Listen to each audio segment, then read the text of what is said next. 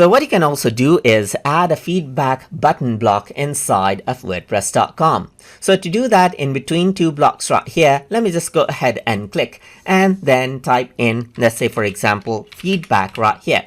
So once I go ahead and do that, you can see that I can go ahead and choose feedback button right here. So once you do that, you can see that this is the feedback button that there is. So there's hey there, so you can go ahead and then see the submit section as well. So I can simply go ahead and change this out according to how I want. So let's just go around, change this out to simply thanks right here.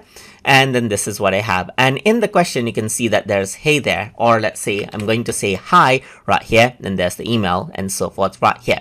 So now once that is set, I'm just going to go around and hit the save button right here.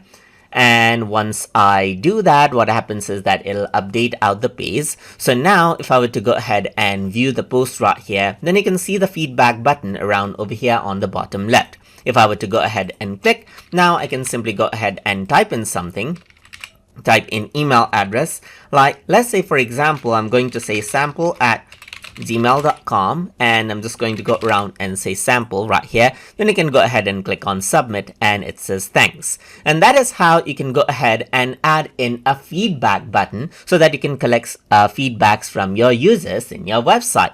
So I hope you guys learned something as always. And as always, please like, comment, share, and subscribe.